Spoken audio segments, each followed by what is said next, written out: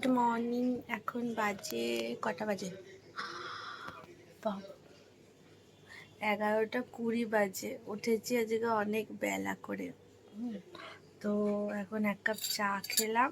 এবার আমার প্রচুর কাচাকুচি আছে, সেগুলো কাচবো।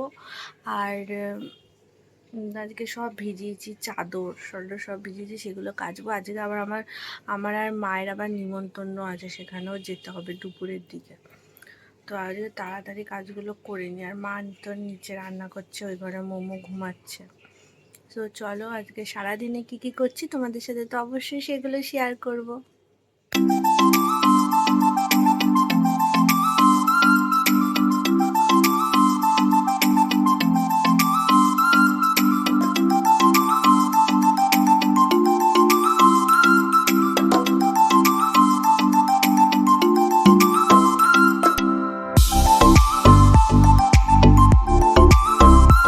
বাইরে যেভাবে রোদ উঠেছে কি আর বলবো। তারপরে আমাদের গাছে দেখো কত সুন্দর সুন্দর টাইম ফুল ফুটেছে, আর এগুলো রোদ উঠলে এত সুন্দর ফুলগুলো ফোটে।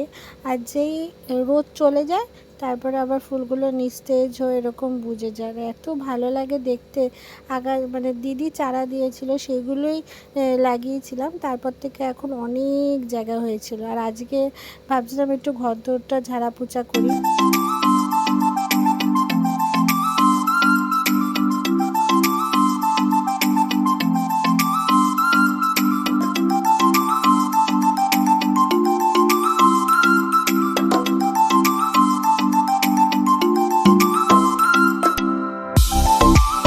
তারপর ঘর দোর ঝাড়া পোছা করার পর আমি একটুখানি মাথায় হেয়ার অয়েল করলাম, কারণ অনেক দিন তেল মাখা হয় না। আর এই ক্যাস্টর অয়েলটা কিনে এনেছিলাম, মাখাই হয় না, এভাবে পড়েই আছে। আর মাথার সামনের চুল আস্তে আস্তে এতটাই উঠে যাচ্ছে কি আর বলবো। এত জল খারাপ, তো ওই টাইমের যে জল আসে যে সেই জলেই স্নান করা হয়। আর প্রচণ্ড আমাদের এখানে গঙ্গার জলই পরিশুদ্ধ করে বাড়িতে বাড়িতে আসে, সেই জলেই আমাদের আবার ট্যাঙ্কিতে ওঠে। আবার এক এক সময় ওঠে, এক এক সময় ওঠে না, এক এক সময় আবার পাম্প করে জল তোলা হয়। তো সামনের দিকে চুলের মাথার অবস্থাটা খুবই খারাপ হয়ে যাচ্ছে। ওর সাথে ক্যাস্টর অয়েল মাখলাম একটু সামনের দিকে, আর পুরো চুলে আমি এই প্যারাশুটের এই তেলটাই অ্যাপ্লাই করব।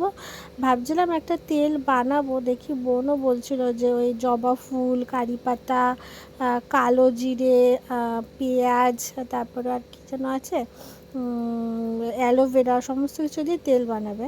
তো আজকে মা টিফিনে বানিয়েছিল চাউমিন। সে আমরা স্কুলে নিয়ে যেতাম, যেরকম সাদা সাদা চাউমিন আলু দিয়ে, সেরকমই মা চাউমিন বানিয়েছিল। আর আমি তো সেরকমভাবে সকালে টিফিন করি না, তো চাউমিনটা দেখে আর লোভ সামলাতে পারলাম না, খেয়েই নিলাম। আর এখানে মা ডিম সিদ্ধ করে দিয়েছিল, কুসুম খায় না, তাই আমি লুচিকে দিয়ে দিলাম কুসুমটা। তারপরে ওইদিকে মা মোমোকে তেল মাখাচ্ছিল, স্নান করাচ্ছিল বলে আমাকে বললো তাহলে তুই একটুখানি মাংস রান্নাটা করে ফেল তাড়াতাড়ি করে, ঝটপট করে। আমি সমস্ত কিছু গুছিয়ে দিয়েছি। তো আমি ওর জন্য বসিয়ে দিলাম চিকেন রান্নাটা। তো প্রথমে ওই তেলের মধ্যে সমস্ত কিছু ফোড়ন দিয়েছি আর টমেটো দিয়েছি। আগে খেতে বেশ ভালো লাগে তেলের মধ্যে এরকম টমেটো চিনি দেওয়ার পর, রঙটা এত সুন্দর আসে। তারপরে পেঁয়াজ কেটেছিলাম, আমি কেটে রেখেছিলাম। আমি এত বড় বড় করে পেঁয়াজ কাটি, ছোট ছোট করে পেঁয়াজ কাটা আমার দ্বারা হয় না। এই বড় বড় করে পেঁয়াজ কেটেছিলাম, যাতে আমি জানি যে নুন দেওয়ার পরেই পেঁয়াজটা একদম নরম হয়ে যাবে। তো পেঁয়াজ কেটে আদা রসুন সমস্ত কিছু ওইগুলো তো বেটেছি, আদা রসুন জিরে কাঁচা লঙ্কা এই সমস্ত বেটে আলাদা করে রেখে দিয়েছিলাম। সেগুলো দিয়ে ভালো করে কষে নেওয়ার পর তারপরে তো চিকেনটা দিয়ে দিলাম। এই দেখো চিকেনের কালারটা কিন্তু খুব সুন্দর এসেছিলো। আমি এইদিকে মাংসটা কষাচ্ছিলাম, আর আমি পাশে একটা গামলার মধ্যে একটু গরম জল করে মোমোর বোতলটা, ফিডিং বোতলটা আমি ভালো করে একটু ধুয়ে নিচ্ছিলাম। মা বললো সেটাই করতে। তারপরে এই যে মোমো এখানে স্নান টান করে শুয়েছিল, আর বোন এখানে বসে বসে একটু আম খাচ্ছিল।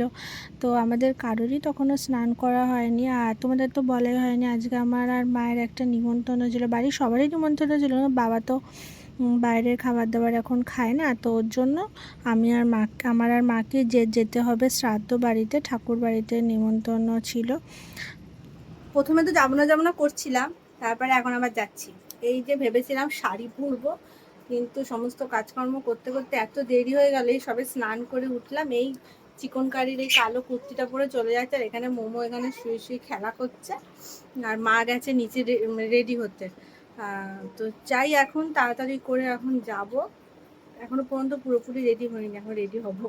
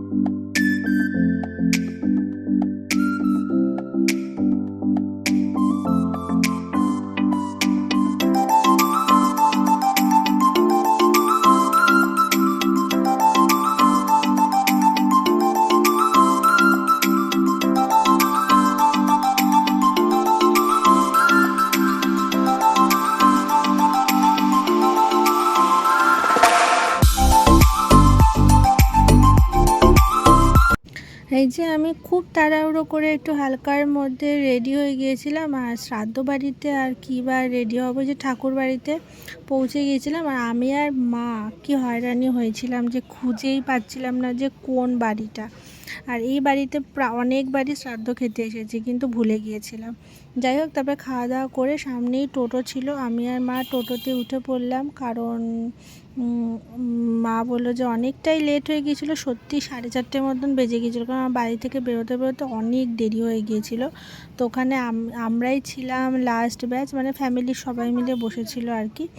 তারপরে তো বাড়িতে চলে আসলাম, আর এই হলো সেই দুপুরবেলার কোনো ব্লগ করা হয়নি, এই হলো সন্ধেবেলায়। তখন তো সেই সময় আরসিবির ম্যাচ চলছিল, আরসিবি আর জিটির ফাইনাল ম্যাচটা চলছিল, আর এই ব্লগটা আপলোড করতে করতে আমার অনেকটাই লেট হয়ে গিয়েছিল।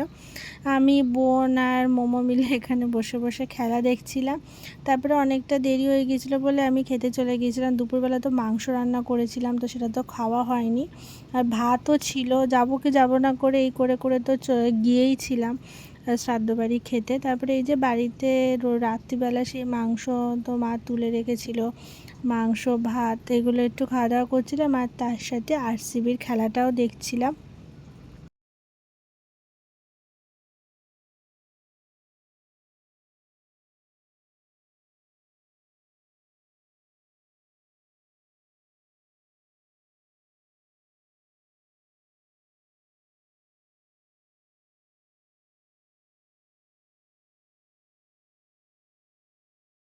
So far in the group stage, we ended up topping the league stage, and yeah, just the skill sets we have, the maturity, the clinical performance. Roger, the tournament was absolutely any doubt that you. দুষ্টু বুড়ি, ও দুষ্টু বুড়ি, তুমি এত দুষ্টু করছো কেন মা? হ্যাঁ, সো চলো তাহলে আজকের ব্লগটা আমি এখানেই শেষ করছি। আর আমার খুব আনন্দ যে আরসিবি জিতে গেছে। তো দেখা হচ্ছে তোমাদের সাথে আবার নেক্সট ব্লগে। ভালো লাগলে একটা লাইক, কমেন্ট, শেয়ার আর সাবস্ক্রাইব করতে কিন্তু ভুলো না। দেখা হচ্ছে তোমাদের সাথে আবার নেক্সট ব্লগে। Tata, by.